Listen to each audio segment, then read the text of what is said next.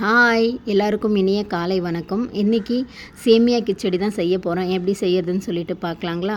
வீட்டில் இட்லி மாவு தீர்ந்துருச்சுன்னா ஒரு டைம் இதை செஞ்சு கொடுங்க. ஒரு கடாயில் கொஞ்சமாக எண்ணெய், கடுகு, கடலைப்பருப்பு இதில் கொஞ்சம் தீஞ்சிடுச்சு, அதை மட்டும் கவனமாக பாருங்கள். 2 பச்சை மிளகா, 2 வெங்காயம், நல்லா இது வதங்கட்டும்.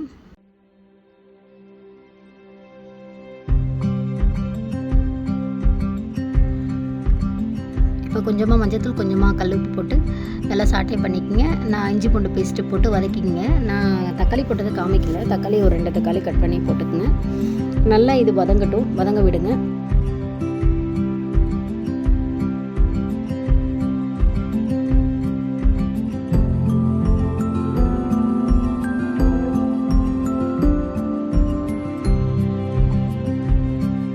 வெஜிஸ்லாம் போட்ட பிறகு ஒரு டைம் நல்லா மிக்ஸ் பண்ணி விட்டுக்குங்க. இப்போ தண்ணி விடாதீங்க. நல்லா நீங்கள் மிக்ஸ் பண்ணி விட்டு மூடி போட்டு வேக வைங்க. ஒரு 10 மினிட்ஸ் வேக வச்சிங்கன்னா ஒரு 50% அது குக் ஆகிடும். அப்புறமா நீங்கள் தண்ணி விடுங்க. இப்போ பார்த்தீங்களா, இது ஒரு 50% வெந்துருச்சு. இப்போ நீங்கள் தண்ணி விட்டுக்கலாம். இப்போ நான் செய்கிறது 2 பாக்கெட். ஒரு பாக்கெட்டுக்கு நீங்கள் 400 ml தண்ணி விடுங்க. அது உங்களுக்கு கரெக்டாக இருக்கும். நீங்கள் அதிகமாக விட்டிங்கன்னா ஒரு மாதிரி ரொம்ப குழஞ்சி போயிடும், சாப்பிட நல்லா இருக்காது. உங்களுக்கு உதிரியாக வேணும்னு சொன்னால் இந்த மாதிரி தண்ணி விட்டு பாருங்கள், ரொம்ப சூப்பராக வரும். 2 பாக்கெட் நான் இப்போ செய்ய போகிறேன்.